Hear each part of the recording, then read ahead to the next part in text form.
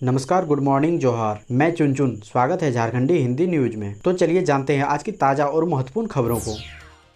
आज की पहली और बड़ी खबर की बात करें तो सीएम ने कहा, कोरोना के आकलन के बाद ही श्रद्धालुओं के लिए खुलेगा बाबा मंदिर। मुख्यमंत्री हेमंत सोरेन ने कहा कि बाबा वैद्यनाथ के आशीर्वाद से कोरोना को नियंत्रण करने में हम कामयाब हो रहे हैं, लेकिन खतरा अभी टला नहीं है। ऐसे में आम श्रद्धालुओं के लिए मंदिर को खोलने को लेकर सरकार कोरोना से संबंधित सभी बातों का आकलन करने के बाद ही निर्णय लेगी। ये बातें मुख्यमंत्री ने गुरुवार को उनसे मिलने प्रोजेक्ट भवन पहुंचे पंडा धर्मरक्षिणी सभा देवघर की प्रतिनिधियों से कही। प्रतिनिधियों ने मुख्यमंत्री से बाबा वैद्यनाथ को आम श्रद्धालुओं के दर्शन के लिए खोलने का आग्रह किया। उन्होंने कोरोना महामारी को ध्यान में रखते हुए सामाजिक दूरी और कोविड-19 प्रोटोकॉल का पूरा पालन करते हुए सीमित संख्या में श्रद्धालु को मंदिर में पूजा अर्चना और जल अर्पण करने की अनुमति देने की दिशा में विचार करने का आग्रह किया था।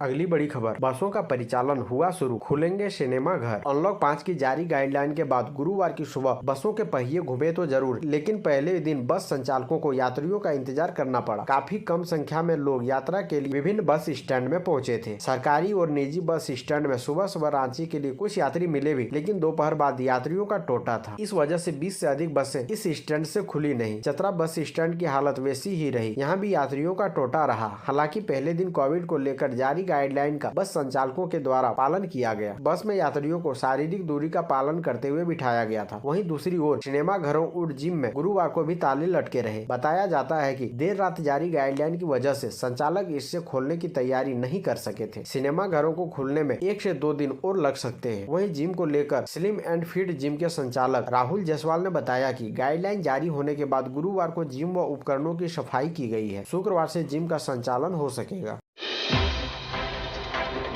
अगली बड़ी खबर की बात करें तो झारखंड के मंत्री ने पीएम मोदी को लिखी चिट्ठी, स्वदेशी वैक्सीन वैज्ञानिकों के लिए मांगा भारत रत्न। प्रधानमंत्री नरेंद्र मोदी को पत्र लिखते हुए झारखंड के स्वास्थ्य मंत्री बन्ना गुप्ता ने उन वैज्ञानिकों को भारत रत्न से सम्मानित किए जाने की मांग की है, जिन्होंने कोरोना संक्रमण के खिलाफ कम समय में स्वदेशी वैक्सीन विकसित करने का कारनामा किया। गुप्ता ने अपने पत्र में इस वैज्ञानिकों को देशभक्त, उत्कृष्ट सेवा करने वाले असाधारण व्यक्तित्व कहकर पीएम मोदी से मांग की है कि आगामी स्वतंत्रता दिवस के मौके पर इन्हें भारत रत्न से नवाजा जाए। इस पत्र को अपने प्रस्ताव के बारे में गुप्ता ने सोशल मीडिया पर भी पोस्ट किए हैं। गुप्ता ने अपने पत्र में लिखा है कि भारत सरकार अगर इन वैज्ञानिकों को देश के सर्वोच्च नागरिक सम्मान से नवाजेगी तो बेशक युवा वैज्ञानिकों को प्रेरणा और नया उत्साह मिलेगा।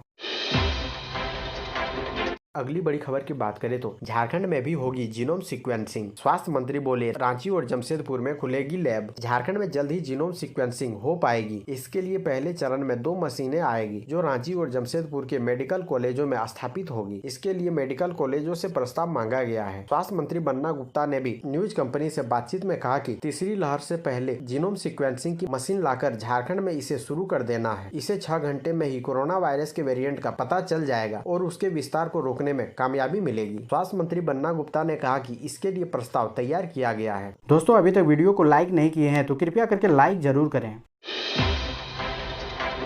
अगली बड़ी खबर की बात करें तो 1100 डिग्री सेल्सियस गर्म लोहे के लेडल में गिरकर ठेका श्रमिक की मौत, शव भी नहीं निकाला जा सका। बोकारो इस्पात के कंटिन्यूअस कास्टिंग शॉप में गुरुवार की दोपहर बाद 4 बजे लगभग प्रभा कंस्ट्रक्शन नामक कंपनी के कार्यरत ठेका मजदूर किशोर टुडू की हॉट मेडल से भरे लेडल में गिरकर दर्दनाक मौत हो गई। किशोर टुडू जरीडी प्रखंड के कमलापुर का रहने वाला था। उसकी उम्र लगभग 35 वर्ष थी। गुरुवार को द्वितीय पाली में काम करने के लिए आया था। सामान्य दिनों की तरह कंटिन्यूअस कास्टिंग शॉप में लोहा गलाने की प्रक्रिया के दौरान लेडल में टॉप फिटिंग के तहत कॉयल डाल रहा था। वह असंतुलित होकर लेडल में ही गिर गया, जो कि गर्म लोहे से भरा हुआ था। चूँकि उसका तापमान लगभग 1100 डिग्री सेल्सियस होता है, इसलिए किशोर का शव भी नहीं निकाला जा सका। दुर्घटना के कारणों की जाँच के लिए प्रबंधन की ओर से समिति का गठन कर दिया गया है। वहीं विभिन्न मजदूर संगठनों ने मृतक के परिजनों को निर्धारित लाभ और उसके परिवार को नियोजन देने की मांग की है। फिलहाल मजदूर नेताओं के साथ प्रबंधन की वार्ता चल रही है। अगली बड़ी खबर की बात करें तो गढ़वा में पुलिस ने किया मिनी गन फैक्ट्री का उद्भेदन। गढ़वा पुलिस ने एंटी क्राइम अभियान के तहत एक ऐसे व्यक्ति को पकड़ा है जो बिहार, छत्तीसगढ़, उत्तर प्रदेश सहित झारखंड के अन्य जिलों में हथियारों को बनवाकर सप्लाई किया करता था। गिरफ्तार व्यक्ति, जिसका नाम प्रेम उर्फ पप्पू चौधरी है, पुलिस ने उसे शहर के चिरौंजिया मोड़ से गिरफ्तार किया तो उसके पास से एक 8 चक्र का देसी रिवॉल्वर बरामद किया गया। पप्पू चौधरी पूर्व में भी 5 दफा हथियार सप्लाई में पहले जेल जा चुका है। वह छत्तीसगढ़ और झारखंड के अन्य जिलों में भी जेल जा चुका है। पुलिस ने उससे जब कड़ाई से पूछताछ की तो शहर के नवादा गांव के मधु टोला स्थित घर के जमीन के अंदर रखे नवनिर्मित 8 अन्य हथियार बरामद किया गया। पुलिस ने जब उससे थोड़ा और कड़ाई से पूछताछ की तो पुलिस को एक मिनी गन फैक्ट्री का पता चला, जो जिले के यूपी बिहार के सीमावर्ती गढ़वा जिले के केतार थाना क्षेत्र में अवस्थित था। सप्लायर को जब हथियार का ऑर्डर मिलता था तो वह इसी मिनी गन फैक्ट्री में हथियार बनवाकर बेचा करता था।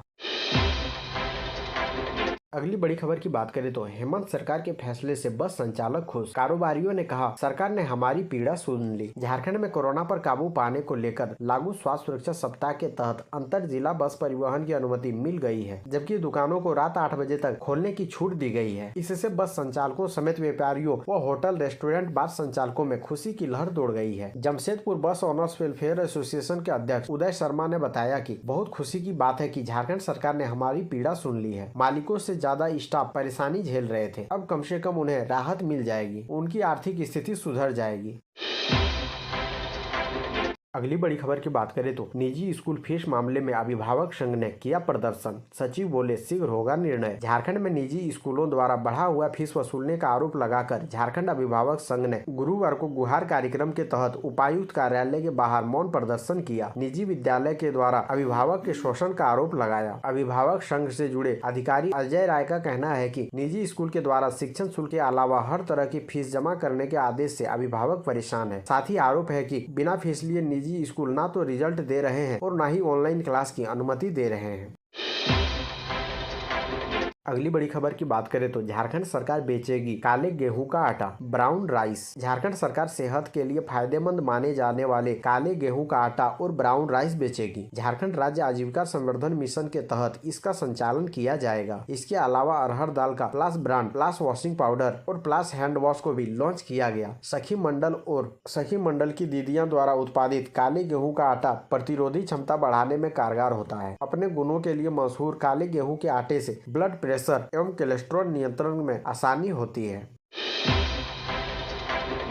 अगली बड़ी खबर की बात करें तो बोकारो थर्मल के रेल कर्मी की धारदार हथियार से हत्या, जांच में जुटी police. Bokaro thermal railway station में कार्यरत 31 वर्षीय की मैन अनिल कुमार की गुरुवार की सुबह अज्ञात लोगों ने धारदार हथियार से हत्या कर दी। अनिल सुबह करीब 5 बजे ड्यूटी करने बोकारो थर्मल रेलवे स्टेशन से बरवा बेड़ा गाँव की तरफ जा रहा था। घटना की सूचना मिलते ही मौके पर पहुंची BTPS थाना की पुलिस जाँच में जुट गई है। पुलिस से मिली जानकारी के अनुसार अज्ञात हमलावर ने पीछे से अनिल के गर्दन पर धारदार हथियार से हमला कर दिया। घायल होने के बाद जब अनिल नीचे गिरा तो हमलावर उसकी गर्दन काटकर फरार हो गया। अनिल की मौके पर ही मौत हो गई। अनिल गोमिया थाना क्षेत्र के सियारी गांव का रहने वाला था। पुलिस ने शव को अपने कब्जे में लेकर पोस्टमार्टम के लिए भेज दिया है। अगली बड़ी खबर की बात करें तो गरीब छात्रों को मोबाइल व लैपटॉप देने की तैयारी में झारखंड पुलिस, लेकिन सुविधा का लाभ लेने वाले छात्रों को मान्य होंगे ये शर्त। वैश्विक महामारी कोरोना से निपटने में झारखंड पुलिस की भूमिका अहम रही। पहली लहर में एक और जहां उन्होंने भूखों को खाना खिलाया, बीमार लोगों को अस्पताल पहुँचाया व लवारिस शवों का दाह संस्कार कर मानवता की मिसाल पेश की, वहीं दूसरी लहर में पुलिस आर्थिक रूप से गरीब बच्चों की सुध लेगी। वैसे बच्चे जो तंगी के कारण कंप्यूटर, स्मार्टफोन नहीं होने के कारण ऑनलाइन पढ़ाई नहीं कर पा रहे, उन बच्चों के लिए डीजीपी नीरज सिन्हा ने उपकरण बैंक यानी स्मार्टफोन और लैपटॉप बैंक खोलने का निर्णय लिया है। इसके तहत आम लोगों से पुराने स्मार्टफोन, लैपटॉप और कंप्यूटर दान करने की अपील की गई है। डीजीपी ने इस पहल को लेकर सभी जिला के एसपी के साथ पत्राचार किया है। आपको बता दें कि डीजीपी नीरज सिन्हा को उपकरण बैंक खोलने की प्रेरणा जमशेदपुर की घटना से मिली, जहाँ 11 साल की तुलसी आम बेचने को मजबूर थी, क्योंकि घर में तंगी के कारण वह पढ़ाई की खातिर मोबाइल नहीं खरीद पा रही थी। वहीं तेलंगाना में ऐश्वर्या रेड्डी लॉकडाउन में पढ़ाई के लिए एक सेकेंड हैंड लैपटॉप खरीदना चाहती थी, लेकिन पैसे की कमी के कारण वह लैपटॉप नहीं खरीद सकी। इस पर उसने अपनी जान दे दी थी।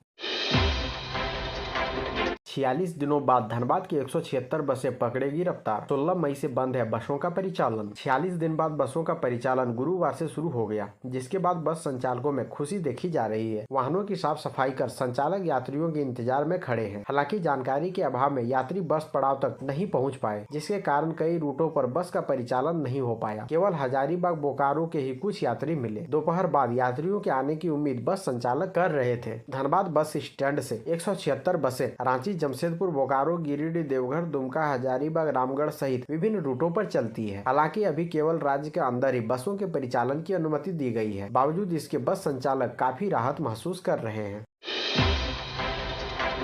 अगली बड़ी खबर की बात करें तो माओवादी पर इनाम में झारखंड अव्वल, बिहार सबसे पीछे। करुणा दी पर इधर 25 लाख तो उधर 50,000। झारखंड, बिहार, छत्तीसगढ़, मध्य प्रदेश, उड़ीसा, बंगाल, महाराष्ट्र समेत कई राज्य भाकपा माओवादियों की दुस्साहस से प्रभावित है। माओवादी लीडर और कैडर को पकड़ने के लिए सभी राज्य सरकारों ने इनाम घोषित किए हैं। इनाम की राशि देने में झारखंड अव्वल है तो बिहार सबसे पीछे। इसलिए माओवादी सरेंडर करने के मामले में झारखंड को ही पसंद करते हैं। इनाम के मामले में झारखंड को छत्तीसगढ़ टक्कर देता है। माओवादी लीडरों पर 1-1 करोड़ के इनाम सिर्फ झारखंड एवं छत्तीसगढ़ में है। अगली बड़ी खबर की बात करें तो झारखंड के लोहरदगा में शराब के नशे में बेटे ने 80 वर्षीय पिता पर टांगी से किया हमला। लोहरदगा जिले के भांडरा थाना क्षेत्र के टोटो बड़की टोली गांव में शराबी पुत्र ने पिता को टांगी से काटकर हत्या कर दी है। मृतक टोटे उराव 80 वर्ष का था। इस वारदात की सूचना मिलते ही दल बल के साथ भांडरा थाना प्रभारी अभिषेक तिवारी टोटो बड़की टोली गाँव स्थित घटना स्थल पर पहुँचे और हत्यारा पुत्र बुद्धदेव उराव को गिरफ्तार कर लिया। साथ ही शव को पोस्टमार्टम के लिए सदर अस्पताल भेज दिया है। स्थानीय ग्रामीणों ने बताया कि 4 दिन पूर्व ही बुद्धदेव उराव ईट भट्ठे से कमा कर लौटा था। इसके बाद बुधवार की शाम गांव में ही किसी के घर बुद्धदेव मेहमानी आया था, जहां से दोनों पिता पुत्र शराब का सेवन कर घर लौटे थे। इसके बाद देर रात्रि में दोनों के बीच किसी बात को लेकर कहासुनी हो गई थी। इसी पर पुत्र बुद्धदेव उराव ने अपने घर में रखे टांगी से रात लगभग 11 बजे अपने पिता के सिर व गर्दन में मारकर हत्या कर दी। अगली बड़ी खबर की बात करें तो पीएम मोदी से संवाद की प्रतीक्षा करते रह गए झारखंड के किसान हुए मायूस, सुनाई ये पीड़ा। प्रधानमंत्री नरेंद्र मोदी से झारखंड के हजारीबाग जिले के किसान अशोक कुमार मेहता एवं फुलेश्वर मोहतो की बात आज नहीं हो सकी। इससे किसान काफी मायूस दिखे। आपको बता दें कि दोनों किसानों को बाजार समिति के सचिव राकेश कुमार सिंह के माध्यम से बुधवार की रात को ही लिंक मिल गया था, जिन्होंने पीएमओ कार्यालय के द्वारा गुरुवार दोपहर 11 बजे से आयोजित वर्चुअल मीटिंग में ऑनलाइन जुड़ना था। प्रधानमंत्री से बातचीत को लेकर उत्साहित दोनों किसान अपनी पत्नी, बच्चों एवं परिवार के अन्य सदस्यों व किसानों के साथ लिंक के माध्यम से सही समय पर ऑनलाइन जुड़े थे और उचित समय पर अपने नाम पुकारने की प्रतीक्षा कर रहे थे। प्रधानमंत्री ने महाराष्ट्र के किसान प्रहलाद बगोड़े से 4 मिनट बातचीत की। 1 घंटे तक चले इस ऑनलाइन कार्यक्रम में जब हजारीबाग जिले के किसानों को पीएम से बात करने का मौका नहीं मिला तो सभी मायूस हो गए। अगली बड़ी खबर की बात करें तो डॉक्टर्स डे के मौके पर धनबाद के संकल्प संस्थान ने किया डॉक्टरों को सम्मानित। गुरुवार को डॉक्टर्स डे के मौके पर धनबाद के संकल्प संस्थान की ओर से उनके अस्पताल और क्लिनिक में जाकर डॉक्टरों को गुलदस्ता देकर सम्मानित करने का कार्य किया गया। धनबाद संकल्प संस्थान के विवेक गुप्ता की अगुवाई में जोड़ा फाटक रोड के शक्ति नर्सिंग होम में डॉक्टर, नर्स और मेडिकल कर्मियों को फूल और गुलदस्ता देकर उन्हें सम्मानित किया और हौसला अफजाई की। वहीं पाटलिपुत्र नर्सिंग होम में भी संकल्प संस्थान की ओर से डॉक्टर्स डोरलिया सहित अन्य डॉक्टरों और मेडिकल स्टाफ को फूल और गुलदस्ता देकर उन्हें सम्मानित किया गया। इस दौरान संकल्प संस्थान के विवेक गुप्ता ने कहा कि डॉक्टर भगवान का रूप होता है जो कठिन परिस्थिति में काम करते हैं, इसलिए डॉक्टर्स डे पर सभी डॉक्टरों को दिल से सैल्यूट करते हुए सम्मानित किया गया है। ऐसे ही महत्वपूर्ण खबरों को जानने के लिए हमारे चैनल को सब्सक्राइब जरूर करें। अब हमें दीजिए इजाजत, मिलते हैं अन्य महत्वपूर्ण खबरों के साथ। धन्यवाद।